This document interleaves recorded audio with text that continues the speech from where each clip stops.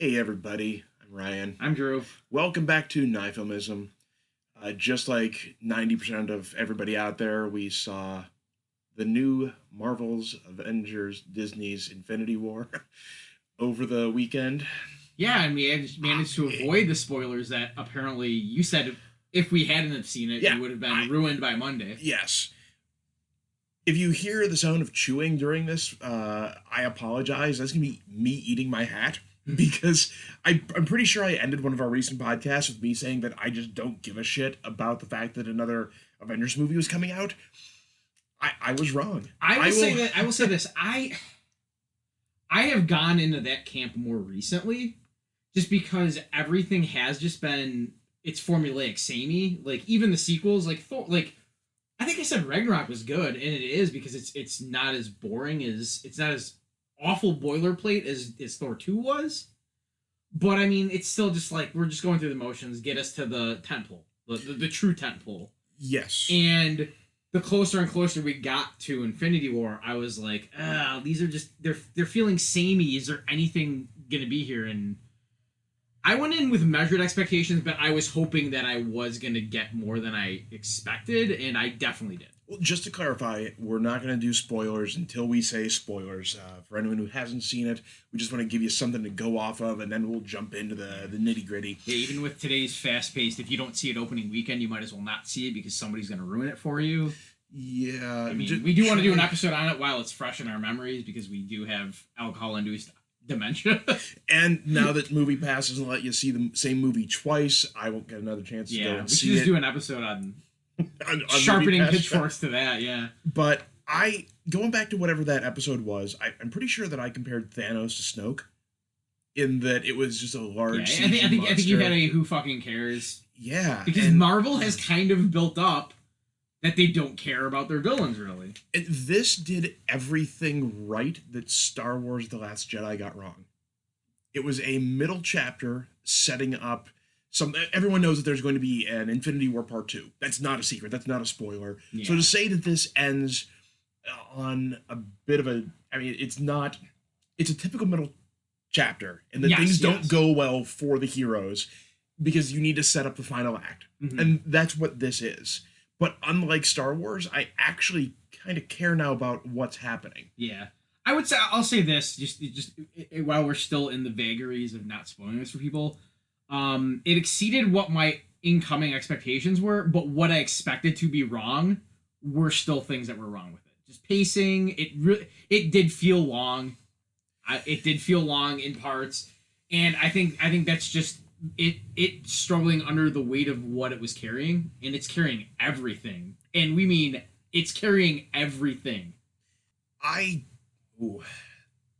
Without getting into spoilers, there are a couple of fight scenes, especially early on. I'm just gonna mouth it to you, audience won't hear it, just where it felt like, okay, this is an early fight scene. My eyes are starting to roll into the back of my head because this is going a bit too far. I'm getting bored. This is going to turn into another typical Marvel movie where some of the fight scenes and with. I bet if you were to I bet once this is on Blu-ray, if you were to look, they're probably spaced in like equal increments, like, every like 15 minutes and 54 seconds, or every 14 minutes, like there's a fight scene, and it felt kind of like the cattle prod for the dumb people, like the just talking. Hey, it's a character I know. Oh, good. There's punching. Like it felt like going in. It's like I feel like. It actually made it feel longer, but I felt like if there were a bit less of that and a little bit more planning and things like that, those of us that have made the investment in watching all these movies and understand what's going on character-wise wouldn't have been hurt by that. But it just felt like, there was a lot of, we need a fight scene because it's getting boring because we've been talking for 25 minutes. And we'll get into that momentarily because I wanted to compare this to other superhero movies that are a little more transcendent, like Logan and The Dark Knight. But I guess that now that we're hitting about the 5-minute mark here, I just wanted to give a quick 5-minute review. It is a movie that tries to spin plates with every finger and somehow managed to drop very few of them. Mhm. I actually cared about some of the stuff that was going on. The performances were solid. I was seldom bored, even though it did last a little bit longer than it should have. I would, of all of the movies in the Marvel Cinematic Universe, I think they finally really got it right. Yeah. But as we'll get into in a moment, them getting it really right still isn't a transcendent movie. But as far as big comic book movies go, this is about as good as I could ever hope it's going to be. Yeah, yeah. In with the caveat of big comic book movies. Yeah. Stuff like Logan, it gets you in the seats because of who's involved and the investment you've made, but it's so divergent from what you would have expected. This doesn't diverge, but I would say succinctly, it does exactly what it sets out to do, almost flawlessly. Yeah. Yeah, that's a good way to put it. And it does it in a refreshing enough way that people like us that have been in a malaise with this genre, or you can almost call Marvel movies themselves their own genre at this point. But those of us who've been in a malaise with it are peaked again. Like, this is the pickup I needed, and at the same time, it makes me interested in what they're going to do for the next movie, because with spoilers, there's a chance to do a really solid character-driven movie for the next movie. Yes. This is... I went in really expecting another X-Men Apocalypse or Age of Ultron or Justice League or something where you've got all of these divergent plots that come together just to fight bad guy. Yeah, it goes beyond that. There was the worry that it was overstaying its welcome, that you're trying to usher people out of your house after the party. Like, yeah, we had fun, but I gotta work tomorrow. Yeah, but no. Okay, from here on out, spoilers. Free game. You got 7 minutes of us giving you what turns out to be a recommendation that I was not expecting to definitely give. A recommendation, especially with the caveat of you have to have invested in these movies. Yeah, you can't come in blind. But I think most people who are listening aren't coming into these blind. No, and even if you missed a couple, there's a couple little details. Like when you finally get to Wakanda, the rival tribe that they make peace with at the end of the last movie, they're on the battlefield with them. Okay, cool. That's something that you might not get the significance of, but it's not really going to take too much away from the movie if you hadn't seen it. No. You can assume that T'Challa's sister is a super genius by what she does, even though it's nicer to have had that established in the previous movie. That's something to consider. Is I wonder if you could watch just like Avengers and Civil War leading into this and not miss a ton if you wanted to catch someone up really quick. But you miss some of it because a lot of the character growth is in those, which... Yeah, I kind of feel like you need to see Doctor Strange. Which is odd because Doctor Strange feels... Like, I remember less about Doctor Strange other than that visually it was amazing. Except now that this is all coming together, I'd have to go back and rewatch it, but there's something niggling in my head that's just telling me that there were some details in there that were actually pertinent to this movie. Well, the solution to how he dealt with Dormammu and Doctor Strange was basically off-screened in this. Yeah. But you having knowledge of what he actually was doing in those situations is why you're kind of like, okay, I understand where things are going now. Thor Ragnarok. Too, because that at the end of that movie is the first scene of this movie. Yeah. So if you hadn't seen Thor Ragnarok, but doesn't almost everything that happens in Ragnarok get thrown out? And I don't mean literally, even though it literally does get thrown out, like it gets blown the fuck up. But like the whole idea of like Asgard isn't a place, but your entire people are gone now, like literally gone. Yeah, and I was actually, just on a side note related to that, I was impressed by Thor in this movie. He was a character that I'd gotten very bored with, and they finally, I think, really got into Thor's potential. I think it's because of how humorous the tone is with Ragnarok that you don't get that's him becoming an adult. That movie's supposed to be him becoming an adult. Okay. But it's because the tone is so humorous that you don't get that, because he's still kind of brash, like I have fun and get drunk and do what I want Thor in that for most of that movie. But I feel like the end of that movie is like him accepting, like, no, I have to put on the adult pants now. And you really get that in this movie. You really get it in Thor's scenes that he gets what's going on. But there's still a bit of that, like, I'm Thor. Things work out for me because I'm Thor. And they kind of do, unfortunately. So he grows a little bit. If you remember the quote from, oh God, the 13th Warrior, where one of the Vikings, when Benicio del Toro, Jesus, Antonio Banderas, we'll get to Benicio del Toro in a minute, when Antonio Banderas asks why they're not afraid, the one Viking just says, yeah, the Allfather wove the skein of your life long ago, and no matter what you do, go run in a hole and hide in a hole if you want. If you're going to die, you're going to die. If you're going to live, you're going to live. Fear is just not part of our culture. And you sort of get a sense almost of that rather than... There's some bravosio, but... Is that a word? Yeah. If it isn't, it is. Thank you. That's what I was looking for. It's been a long day. But, no, within that being a core aspect of his character that's never going to be gone, like, every version of Thor that I've read has had that, like, I'm Thor. Like, yeah. All right, let's switch gears for 1 second.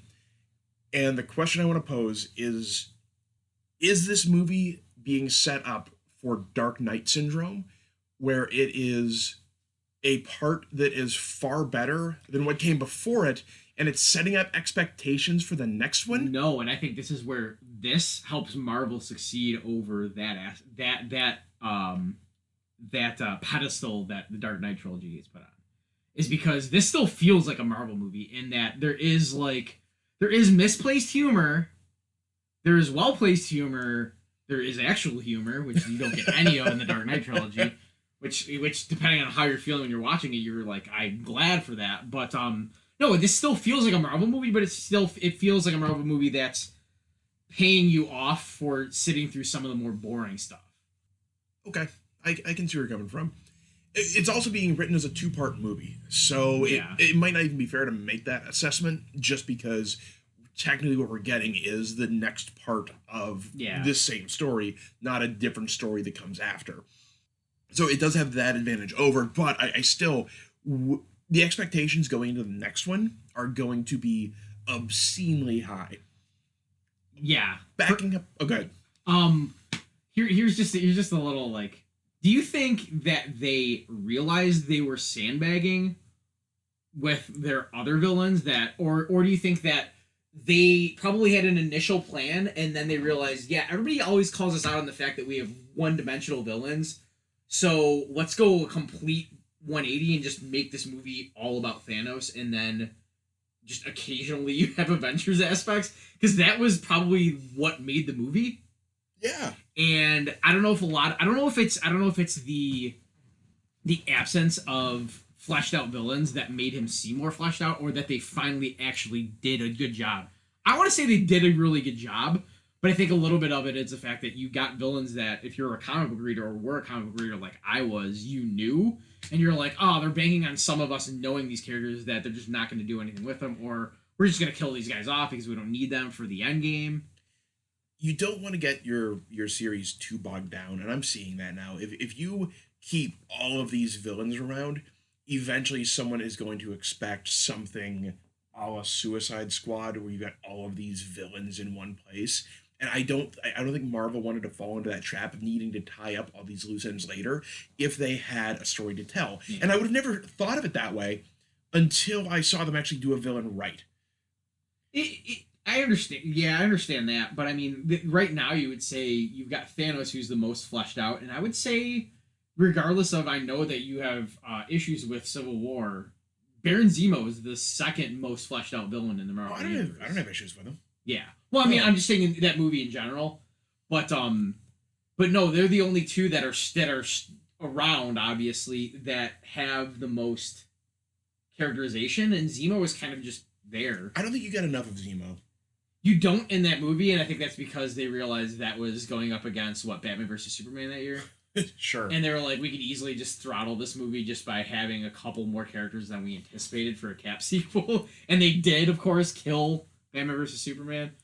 But no, it feels like that was, to a degree, a direct response to, man, you guys make good movies, but I don't remember any of your villains, or you discard them too easily. And they were like, yeah, you think that. I have to feel that they probably had a more formulaic approach to this in early drafts, and were like, no, this has to be Thanos' movie hiding as an Avengers movie. Switching gears again, uh, talking about transcendent comic book movies. The only two that I'm going to put into that category are going to be The Dark Knight and Logan. And what those movies really have in common is that you can take the superheroes out of them and still have a good A solid story. So The Dark Knight could have easily been, you take Batman out. The Dark Knight could have been a really good new version of Seven. Like a crime thriller, yeah. Yeah, could have been that. Just replace Batman with a cop, and with a few exceptions, there's not really a lot in that movie that you needed Batman for. It could have been Gordon versus the Joker. Yeah. And that could have been very well grounded. But again, it felt like a Michael Mann. I'm not the first one to say this clearly, but it was just a well done crime movie with a very compelling villain. Logan was a neo-Western. And maybe not to the extent of The Dark Knight. From knowing the adapted material, the Old Man Logan Elseworld novel version of the story, they took very little from that. Just enough to make the setting work in what they wanted to. And it's actually, I would say it's better in a film format where it's a little bit more realistic than all the villains basically one world of Old Man Logan, the book. Well, this was going somewhere. Now I remember. It was is the fact that this movie, you could not do a grounded version of the Avengers. It, by its definition, it has to be superheroes. No, yes. It has to be this large mythological. Is that going to, does the fact that it's larger than life necessarily preclude it from ever hitting the level of an excellent movie? Because it's not as relatable, because it's just too big? Could it ever hit Dark Knight levels? I don't think so. I think it's too fantastical to be able to have that grounded of and if this is your only real knowledge of Thanos, this is a much more grounded version of him than the comic book version. And he was the most compelling part of the movie, like you alluded to. Yeah. It was his whole.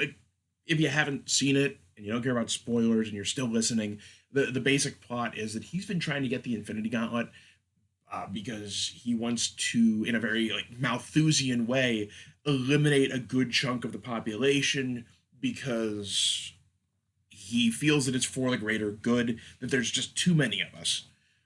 And that's made its way into pop culture in recent years with the Dan Brown novel, Inferno. Yeah.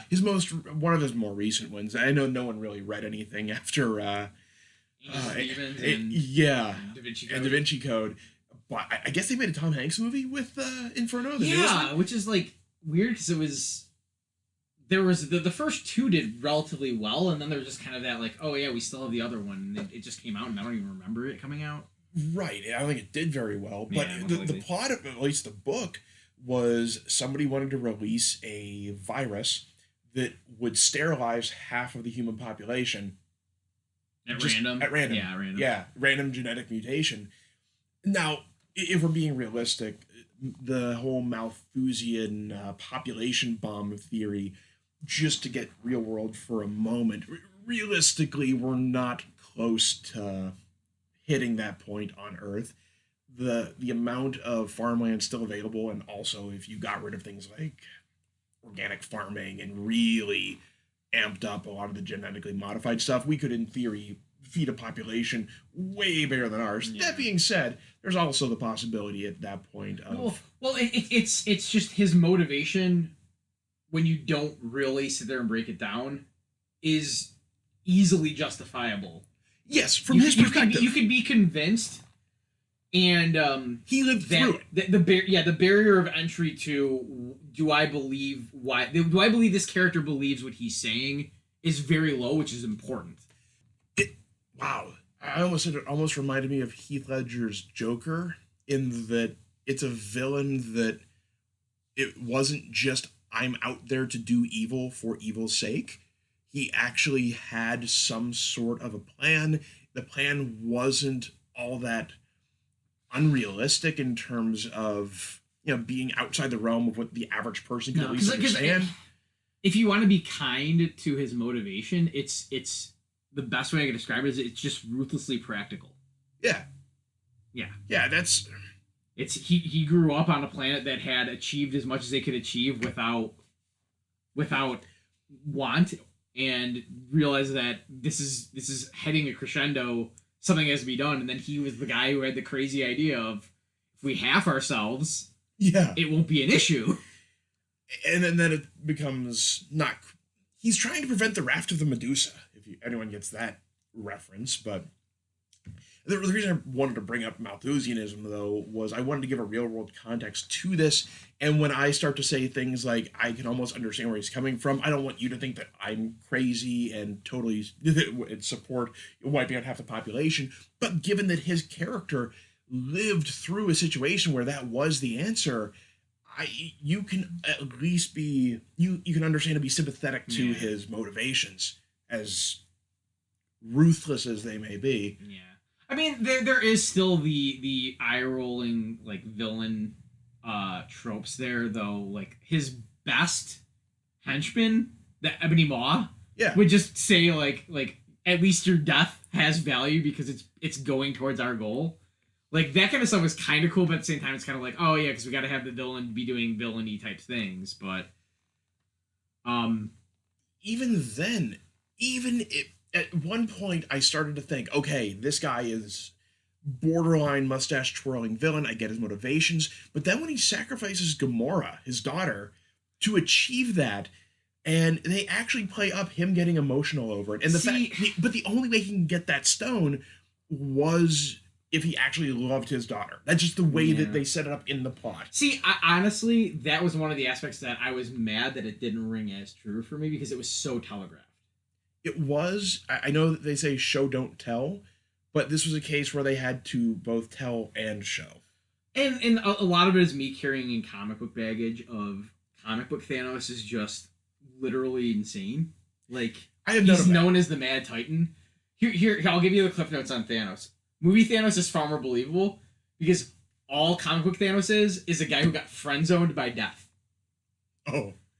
Literally, that's his character motivation, is because in the comics, everything has a personification, even the abstracts of the universe, and he is, like, infatuated with death, so he would just cut whole swaths of the galaxy apart as, like, tribute to her. But she will never, like, accept him truly, because the way somebody expertly had it on Reddit was, like, the girl you like is a potter. She makes like pottery. So you go and you make tons of pottery and give these to her, and she's like, I already do that. Like, I don't need more pottery. I make the pottery. Okay. It's that aspect of he's just infatuated with death, and like everything he does is a tribute to her. And from birth, he was the only one of his race that looks like that. His race, it looks like us, and he's the only one who's aberrant like that. He was always just evil from birth in the comics. I mean, he is a good character in the comics because of different things that they bring in, but this version of him is a better version for those that don't know what he is elsewhere. Probably why I so stuff like that, where he actually loved Gamora, like, doesn't ring true with those of us who like know who he really is. Fair enough, but as a movie character, I thought it worked. I don't know that about the comic books. But that being said, it's crucial because you know that hopefully a majority of the early part of the next movie is him farming and thinking he's getting along fine and just seeing her standing there.